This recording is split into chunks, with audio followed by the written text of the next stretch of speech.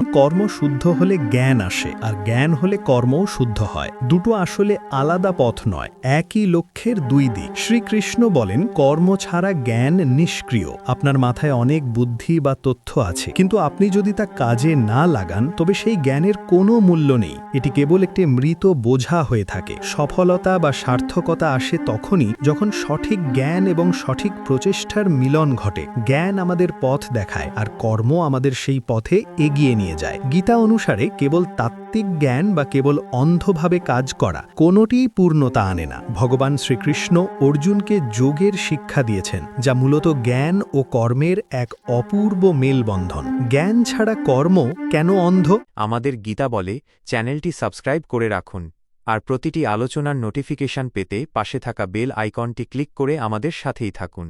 ঈশ্বর আপনার মঙ্গল করুন। গীতার ৪র্থ অধ্যায়ে বলা হয়েছে, ন হি জ্ঞানেন সদৃশং পবিত্রম ইহ বিদ্যাতে।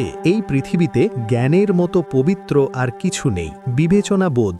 জ্ঞান ছাড়া মানুষ জানে না কোনটি ধর্ম আর কোনটি অধর্ম।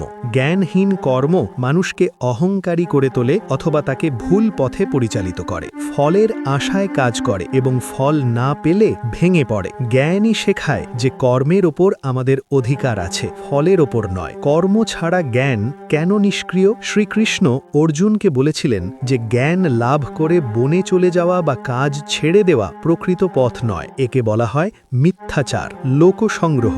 জ্ঞানী ব্যক্তির দায়িত্ব হল কর্মের মাধ্যমে সমাজের সামনে আদর্শ স্থাপন করা। যদি জ্ঞানী ব্যক্তি বসে থাকেন, তবে সমাজ স্থির হয়ে পড়বে। পার্থিব অস্তিত্ব। গীতায় বলা হয়েছে, শরীর ধারণ করতে হলেও মানুষকে কর্ম করতে হয়। তাই কর্মহীন জ্ঞান কেবল একটি অলস মস্তিষ্ক তৈরি করে। জ্ঞান হলো প্রদীপ, আর কর্ম হলো সেই পথ যা দিয়ে আমাদের হাঁটতে হবে। প্রদীপ না থাকলে পথ দেখা যায় না, অন্ধ।